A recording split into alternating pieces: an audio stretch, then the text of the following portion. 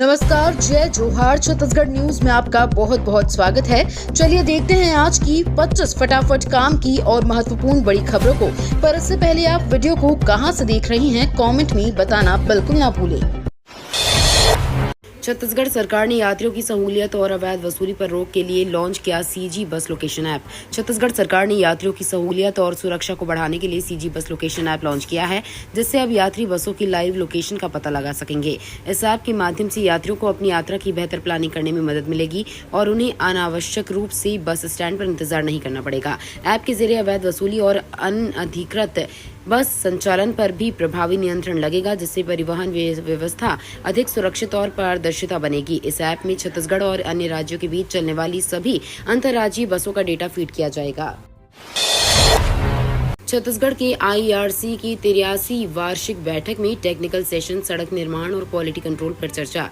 राजधानी रायपुर के science college ground में इंडियन रोड कांग्रेस के 83 वार्षिक अधिवेशन का आयोजन किया गया है। अधिवेशन के तीसरे दिन अलग अलग सेशन हुए, जिनके जरिए सड़क निर्माण अनुसंधान और क्वालिटी कंट्रोल पर चर्चा की गई है। इन सेशन में अधिकारियों ने सड़क निर्माण से जुड़े नए कार्यों पर भी चर्चा की।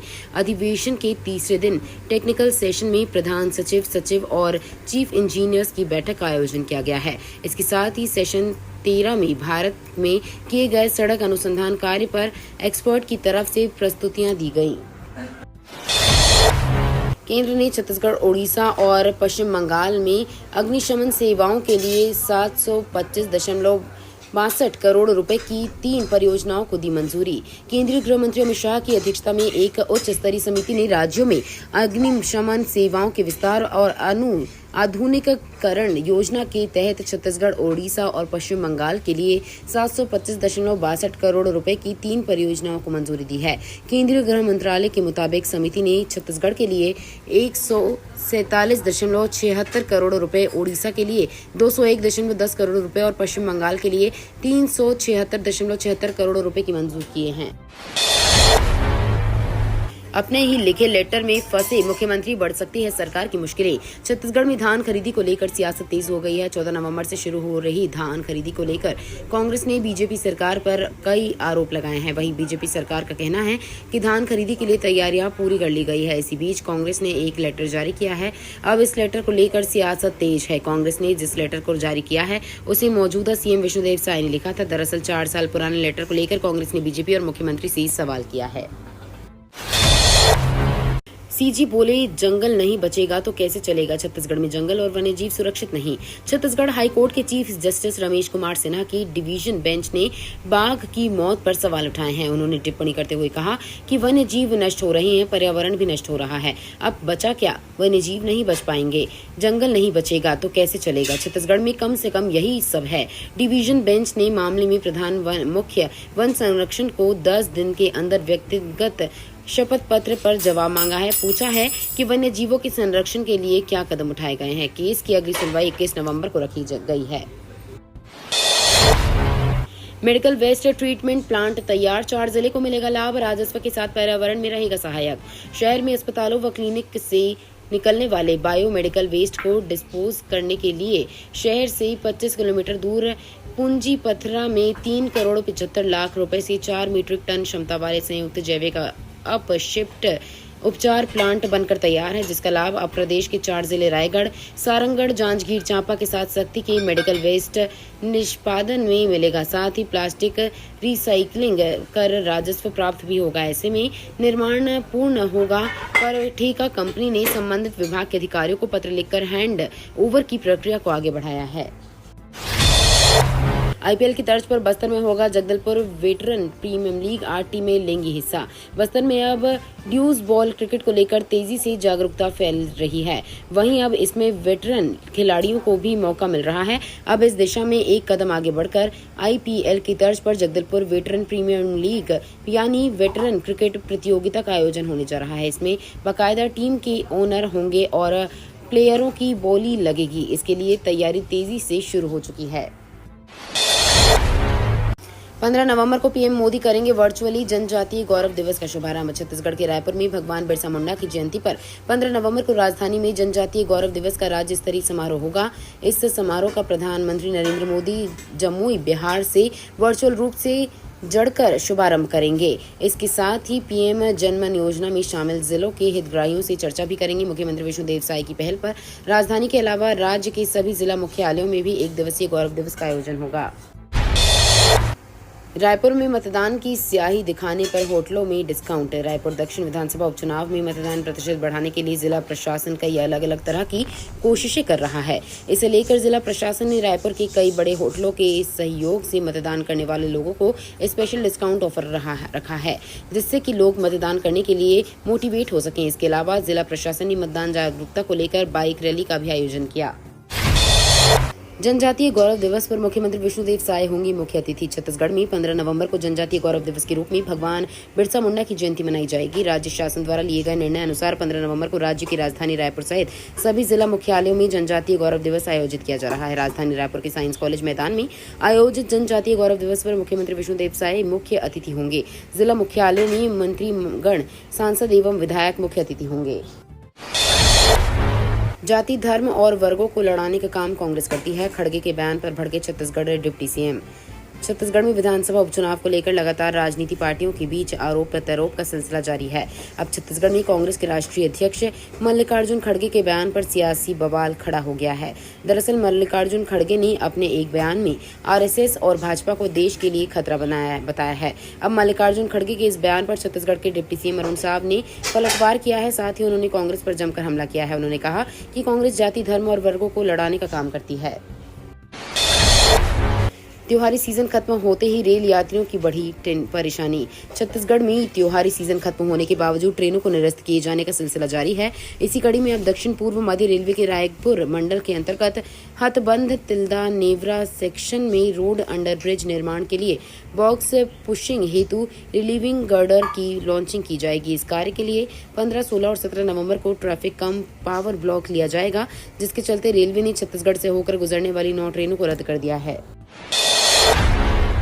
धमतरी में अब थर्मल ड्रोन से हाथियों की निगरानी। वन्य जीवों की सुरक्षा के लिए थर्मल ड्रोन तैनात किया गया है। शिकारी हो या जानवर अब थर्मल ड्रोन से नहीं बच सकेंगे। इस तकनीक से रात के अंधेरे भी जंगल में ड्रोन से जानवरों की निगरानी की जा सकती है। बताया जा रहा है कि थर्मल ड्रोन बेहद उच्च तकनीक वाला ड्रोन है। ये ड्रोन सामान्य ड्रोनों से कई मायनों में अलग है।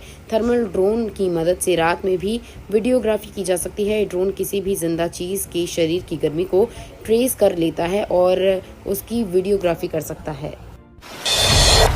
कोसानगर क्षेत्र में डेंगू, मलेरिया बचाव और मच्छर उन्मूलन के लिए चलाया गया अभियान।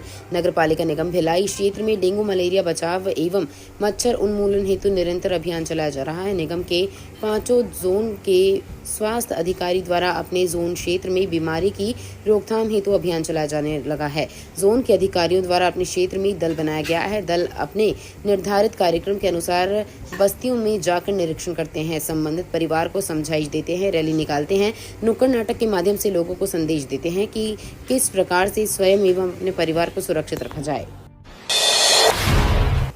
रायपुर दक्षिण उपचुनाव में चढ़ा चुनावी पारा। भाजपा कांग्रेस ने लगाया जोर, प्रचार प्रसार में उतरे नेता। राजधानी रायपुर के दक्षिण विधानसभा सीट पर हो रहे उपचुनाव के लिए अब सिर्फ 2 दिन ही बाकी हैं। दोनों ही प्रमुख पार्टी के वरिष्ठ अपने अपने प्रत्याशियों के पक्ष में प्रचार करने के लिए पूरा जोर लगाना शुरू कर दिया गया है। भाजपा के नेता जहां बूथ स्तर पर सियासी जमीन टटोलने के साथ क्षेत्र में हर दिन रोड शो कर रही है, तो कांग्रेस के दिग्गज नेता जगह जगह चुनावी सभाएं कर वोटरों को भाजपा सरकार की कमियां बता रही हैं। अवैध धान परिवहन पर खाद्य विभाग की बड़ी कार्रवाई। 730 बोर अवैध धान जब्त। छत्तीसगढ़ के बलरामपुर जिले के धनवार बॉर्डर स्थित अंतर्राज्यीय चेक पोस्ट पर कृषि और खाद्य विभाग के अधिकारियों ने बड़ी कार्रवाई की है। विभाग के अधिकारियों ने जांच के दौरान उत्तर प्रदेश से छत्तीसगढ़ की ओर आ रहे एक ट्रक को 730 बोरी अवैध धान के साथ पकड़ा है, जो बिना किसी वैध दस्तावेज के धान का परिवहन कर रहे थे। खाद्य विभाग की टीम ने धान को जब्त कर ट्रक को सीज कर दिया है। बता दें कि प्रदेश में 14 नवंबर से धान की सरकारी खरीदी प्रक्रिया शुरू होने वाली है। इससे पहले प्रशासन राज्य में अवैध धान के परिवहन पर कड़ी निगरानी रखी जा रही है। छत्तीसगढ़ के शहर में जीएसटी का छापा, कबाड़ व्यवसायी के ठिकानों पर दबिश। छत्तीसगढ़ में एक बार फिर जीएसटी की टीम ने कार्रवाई शुरू कर दी है। कोरबा में सूचना के आधार पर रातारखार क्षेत्र में कबाड़ का व्यवसाय करने वाले मुकेश साहू उर्फ बरबटी के गोदाम और घर पर जीएसटी की टीम ने छापामार कार्रवाई की है। रायपुर से आई टीम ने घर और गोदाम दोनों जगह पर जाँच कर रही है। विभाग की ये कार्रवाई पूरी तरह गोपनीय ढंग से हो रही है, इस कारण छापेमारी की वजह सामने नहीं आ सकी है। रायपुर से टीम 4 पहिया वाहन में सवार होकर कोरबा पहुंची और कबाड़ व्यवसायी मुकेश के घर पर दबिश दी, जहां तमाम दस्तावेज की जांच की जा रही है। आ गया छत्तीसगढ़ राज्य ओपन हाई स्कूल एवं हायर सेकेंडरी स्कूल परीक्षा का टाइम टेबल। स्वामी आत्मानंद उत्कृष्ट हिंदी माध्यम बलरामपुर के केंद्राध्यक्ष ने जानकारी दी है कि छत्तीसगढ़ राज्य ओपन हाई स्कूल एवं हायर सेकेंडरी स्कूल परीक्षा 14 से 29 नवंबर 2024 तक प्रातः 8:30 से 11:45 तक आयोजित होगी। ओपन स्कूल परीक्षा में 10वीं में कुल 86 तथा 12वीं में 94 परीक्षार्थी सम्मिलित होंगे। परीक्षा की संपूर्ण तैयारी केंद्राध्यक्ष द्वारा करा ली गई है। परीक्षा के लिए कलेक्टर श्री रिमिजियूस एक्का द्वारा उड़न दस्ता दल का भी गठन किया गया है। छत्तीसगढ़ से मध्य प्रदेश के ग्रामीण इलाकों में पहुंचा 18 हाथियों का दल। हाथियों का दल आने के बाद सीधी जिले के लोग परेशान हैं। छत्तीसगढ़ की सीमा से हाथियों का दल करीब 2 हफ्ते पहले सीधी पहुंचा है। ग्रामीणों की सूचना पर वन विभाग की टीम मौके पर पहुंचकर हाथियों को वनों के अंदर भेजने की कोशिश कर रही है। हाथी खाने पीने के लालच में गाँव की ओर रुख कर रहे हैं और किसानों के खेतों को नुकसान पहुँच रहा है। अभी हाल ही में बांधवगढ़ टाइगर रिजर्व में महज कुछ दिनों में ही 10 हाथियों की मौत हो गई है। बिलासपुर के लोगों ने सरकार पर लगाया पक्षपात का आरोप। वर्षों से लंबित भोजली घाट के निर्माण की मांग को लेकर नाराजगी बढ़ती जा रही है। स्थानीय लोग इसे अपनी आस्था और परंपरा के प्रति शासन प्रशासन की उदासीनता और उपेक्षा का प्रतीक मान रही है। उनका आरोप है कि सरकार छठ जैसे बड़े घाट परियोजनाओं को प्राथमिकता दे रही है, जबकि स्थानीय संस्कृति और धार्मिक परंपराओं को लगातार नजरअंदाज किया जा रहा है। भोजली पूजा के लिए भोजली घाट की जरूरत पर खूब जोर दिया जा रहा है। ये छत्तीसगढ़ की सांस्कृतिक धरोहर का महत्वपूर्ण हिस्सा है। कांकेर के नक्सल क्षेत्र में पहली बार पुलिस कैंप हटाने के खिलाफ सड़कों पर उतरे ग्रामीण। छत्तीसगढ़ के कांकेर जिले में एक अनोखा मामला सामने आया है, जहां एक स्वर में ग्रामीणों ने उनके गांव से पुलिस कैंप नहीं हटाने की मांग को लेकर धरने पर बैठ गए हैं। ग्रामीणों का कहना है कि उनके गांव में सुरक्षा बल का कैंप खुलने के बाद विकास पहुंचा है। सड़क, बिजली, पानी, इसके अलावा सरकारी योजनाओं का लाभ मिल रहा है। कैंप के शिफ्ट हो जाने से एक बार फिर इस क्षेत्र में बैकफुट में रहे नक्सली हावी हो जाएंगे और एक बार फिर से उन्हें डर के साए में जीना पड़ेगा। केंद्र सरकार ने राशन योजना में की कटौती, फ्री में मिलने वाले गेहूं चावल की मात्रा हुई कम। केंद्र सरकार द्वारा मिलने वाले फ्री राशन योजना में कटौती कर दी गई है। जानकारी के अनुसार केंद्र सरकार ने अब प्रति व्यक्ति मिलने वाले गेहूं और चावल की मात्रा की कटौती की है। इसके तहत गेहूं और चावल की कम मात्रा मिलेगी। केंद्रीय उपभोक्ता, खाद्य एवं सार्वजनिक वितरण मंत्रालय ने प्रधानमंत्री गरीब कल्याण अनाज योजना के तहत बिहार को आवंटित किए जाने वाले कोटा 4,60,591 मीट्रिक टन से घटाकर 4,42,386 मीट्रिक टन कर दिया गया है। ईपीएफ के तहत आने वाले कर्मचारियों को मिलेगी सौगात। केंद्र सरकार ईपीएफ के तहत न्यूनतम वेतन सीमा को मौजूदा 15,000 रुपए से बढ़ाकर 21,000 रुपए कर सकती है। इसके अलावा किसी भी कंपनी के लिए ईपीएफओ के साथ जुड़ने के लिए 20 कर्मचारी होने की संख्या को घटाकर 10 से 15 किया जा सकता है। बता दें कि न्यूनतम वेतन लिमिट के बढ़ने से कर्मचारी के वेतन से ईपीएफ खाते में ज्यादा रकम तो जमा होगी ही, साथ ही ईपीएस कंट्रीब्यूशन में भी बढ़ोतरी आएगी। इथेनॉल का खरीद मूल्य बढ़ाने को मंजूरी दे सकती है सरकार। देश भर की चीनी मिलों को 2024 से 25 में सप्लाई के लिए 837 करोड़ लीटर इथेनॉल सप्लाई करने का ऑर्डर मिला है। अक्टूबर के अंतिम सप्ताह में तेल मार्केटिंग कंपनियों ने आवंटन जारी कर दिया है। ऐसे में इथेनॉल की खरीद कीमत में बढ़ोतरी की मांग को केंद्र सरकार से मंजूरी मिलने की संभावनाएं बढ़ गई हैं, क्योंकि महाराष्ट्र सबसे बड़ा चीनी और इथेनॉल उत्पादक राज्य है और वहां इसी महीने विधानसभा चुनाव भी होने जा रहा है। इथेनॉल की कीमत में बढ़ोतरी से चीनी मिलों को गन्ना भुगतान करने में तेजी के साथ ही वित्तीय बोझ से राहत मिलेगी। हसीना को वापस लाने के लिए इंटरपोल की मदद लेगी यूनुस सरकार। बांग्लादेश की अंतरिम सरकार ने कहा कि वो पूर्व पीएम व अवामी लीग सुप्रीमो शेख हसीना को भारत से वापस लाने के लिए इंटरपोल की मदद लेगी। यूनुस सरकार ने कहा कि शेख हसीना को भारत से वापस लाने और उनकी पार्टी के अन्य भगोड़ों नेताओं को ढूंढने के लिए ग्लोबल पुलिस एजेंसी इंटरपोल की मदद लेगी। सरकार इंटरपोल से रेड कॉर्नर नोटिस अलर्ट जारी करने के लिए कहा है। ये तो थी आज की बड़ी खबरें। अगर आपको न्यूज पसंद आई हो तो वीडियो को लाइक और शेयर करना बिल्कुल ना भूलें। धन्यवाद।